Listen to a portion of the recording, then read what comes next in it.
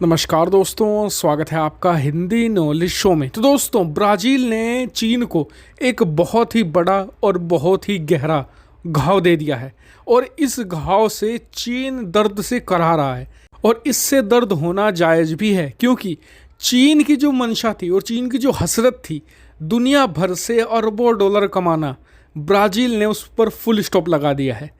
और ये सब संभव हो पाया है सिर्फ और सिर्फ ब्राज़ील की जनता के कारण, वरना जो ब्राज़ील की सरकार थी वो तो पूरी तरीके से चीन के पक्ष में थी और चीन को पूरा का पूरा मौका दे दिया था अरबों डॉलर कमाने का। और साथ ही पूरी दुनिया में जो अपना प्रोपेगेंडा और प्रचार फैलाता है इसके ज़रिए, वो बात अलग थी। लेकिन चीन को मिला है फिलहाल बहुत बड़ा झटका और मैं आपको सब कुछ बताने वाला हूँ इसके बारे में, क्या ये फैसला है और आखिरकार चीन का प्लान क्या था। डिटेल में हम सब कुछ बात करेंगे, मेरे साथ आप इस वीडियो में अंत तक बने रहिएगा।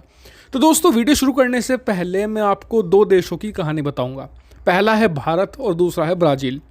भारत के साथ चीन की सरहद लगती है, दोनों देशों के बीच में टेंशन है, दोनों देशों की सेनाएं आमने सामने खड़ी है। भारत के 20 जवान शहीद हो चुके हैं, चीन के भी 40 से 45 जवान शहीद हो चुके हैं।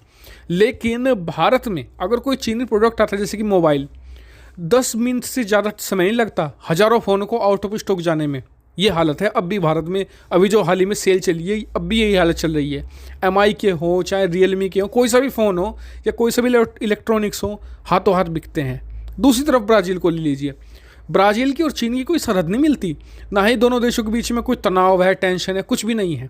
बस एक चीज़ का गुस्सा है ब्राज़ील के लोगों के अंदर कि चीन ने कोरोना वायरस को कंट्रोल नहीं किया और चीन की वजह से उनके देश में हज़ारों लोग मर रहे हैं। और उसका अंजाम ये है कि उन्होंने अपने देश के राष्ट्रपति को इस कदर दबाव में ला दिया कि उसने चीन को दिया जाने वाला फेवर वापस लेना पड़ा। क्या था ये फेवर? दरअसल चीन के दबाव में आकर ब्राज़ील के स्वास्थ्य मंत्रालय ने चीन की बनाई हुई कोरोना वैक्सीन को ब्राज़ील में मंजूरी दे दी थी।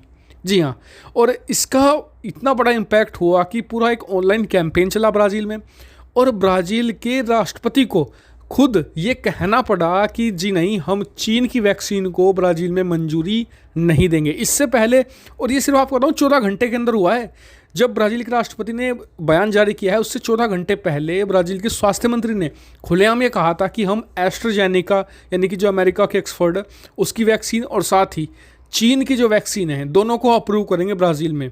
लेकिन जब लोगों को पता चला तो लोगों में बहुत ज़्यादा गुस्सा था और उन्होंने चीन के खिलाफ कैंपेन चलाया और खुद इसी एक कैंपेन के एक अपने जो समर्थक को जवाब देते हुए जो बोल्सोनारो हैं ब्राज़ील के राष्ट्रपति, उन्होंने खुद कहा है कि हम आपको इंश्योर करते हैं, आप स्क्रीन पर देख सकते हैं, मैं आपको हिंदी में भी आर्टिकल दिखा रहा हूँ, इंग्लिश में भी, कि किसी भी चाइनीज़ वैक्सीन को ट्रायल के लिए या फिर इस्तेमाल के लिए ब्राज़ील में नहीं लाया जाएगा।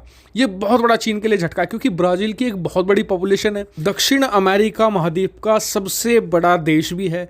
और अगर एक बार वहाँ पर कोरोना की वैक्सीन चीन की बनाई हुई इस्तेमाल होती तो चीन वहाँ से प्रॉफिट तो कमाता ही, साथ ही जो छोटे छोटे देश हैं दक्षिण अमेरिका के, उन्हें भी अप्रोच करता कि देखिए हमने ब्राज़ील को बेची है, ब्राज़ील इतना बड़ा देश है तो वो हमसे खरीदा है तो आप भी खरीदिए, आप जल्द से जल्द ठीक हो जाएंगे। फिर यूरोप के छोटे छोटे देश, एशिया के छोटे छोटे देश, और फिर दबाव में आकर बड़े देशों को भी ये फैसला लेना पड़ता है। यानी कि एक तरीके से डोमिनो इफेक्ट होता कि एक गिरा फिर दूसरा, तीसरा, चौथा, ऐसे सब देश गिरते चले जाते और चीन इससे अरबों डॉलर कमाता और साथ ही दुनिया में जो उसकी छवि बनी है कि कोरोना उसने फैलाया है उसे भी साफ करता और दुनिया पर एक एहसान दिखाता कि हमने आपको ठीक भी कर दिया है। लेकिन ब्राज़ील ने इस पर फुल स्टॉप लगा दिया है और इसके लिए आपको धन्यवाद देना चाहिए ब्राज़ील की जनता का। और इससे आपको पता चल जाएगा कि भारत और ब्राज़ील में से कहाँ पर सबसे ज़्यादा देशभक्त लोग रहते हैं।